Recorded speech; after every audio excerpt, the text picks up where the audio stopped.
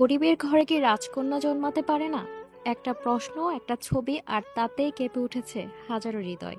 Social মিডিয়ায় viral হওয়া এক ফুটফুটে ছোট্ট রাজকন্যার ছবি দেখে অনেকে প্রথমে বিশ্বাসই করতে পারেননি এত সুন্দর একটা শিশু, ধবধবে ফর্সা, গায়ের রং, সোনালী রঙের চুল, সে কি করে গরিব বস্তির কোনো মহিলার সন্তান হতে পারে। নাম তার ইরামণি। চোখে যেন মায়ার আলো, মুখে সারলের হাসি। ছবিতে দেখা যায় এক হতদরিদ্র মহিলা, পরনে পুরনো সালোয়ার কামিজ, কোলে নিয়ে আছে সে অপূর্ব শিশু কন্যাকে। একজন পথচারী সে দৃশ্য ক্যামেরাবন্দি করে ক্যাপশন দেন, গরিবের রাজকন্যা মাশাল্লাহ। মুহূর্তে ভাইরাল হয়ে যায় সে ছবি। কিন্তু তারপরে শুরু হয় প্রশ্ন আর সন্দেহ আর কষ্ট। এ মহিলা এত সুন্দর বাচ্চার মা কিভাবে হয়? নিশ্চয় কোথা থেকে চুরি করে এনেছে। নিশ্চয় ধনী কারো বাড়িতে কাজ করে, সে বাড়ি বাচ্চাকে এনে ভিক্ষা করছে, ব্যবহার করছে। সোশ্যাল মিডিয়া হয়ে উঠল বিচারকের আসন। অনেকে লোকেশন খুঁজে বের করেন, কেউ অভিযোগ করতে চায়। বাচ্চাটির মা রাস্তায় বেরোলে তাকে ঘিরে ধরে লোকজন। কেউ বলে, এ বাচ্চা তোমার না, দিয়ে দাও আমাদের। কেউ বলে, তুমি এ বাচ্চার ক্ষতি করবে। কাঁদতে কাঁদতে ওই মা বলেন, আমি বিচার চাই, আমার মেয়ের নিরাপত্তা চাই, না হলে আমি আমার সন্তানকে আইনের হাতে তুলে দিব। ভয়ে বুক কাঁপে মায়ের, কখন কে আমার গর্ভের মানিককে নিয়ে যায়। এলাকার মানুষ, প্রতিবেশী জানায়, এই শিশুটির মাই হলো এই মহিলা। বাচ্চাটি জন্মের সময় তার স্বামী পরিবার ছেড়ে চলে যায়। বাচ্চা ডেলিভারির সময় স্থানীয় লোকেরা মিলে সাহায্য করেছিল। মাত্র 7 দিন বয়সী মেয়েকে কোলে নিয়ে কাজ করতে গিয়েছিলেন মানুষের বাসায়।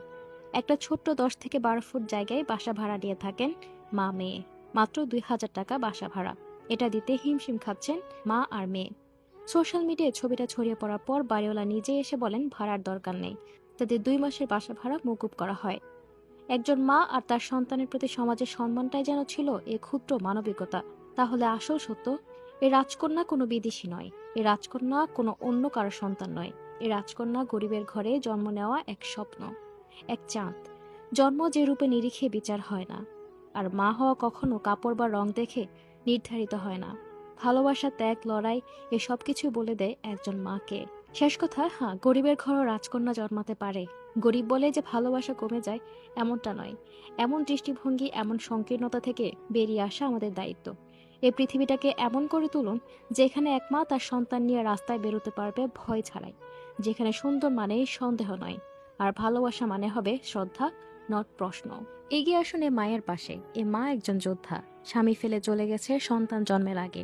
ডেলিভারির সময় পাড়ার মানুষ তাকে সাহায্য করেছিলেন। 7 দিনের নবজাতককে নিয়ে মানুষের ঘরে কাজ করেছেন।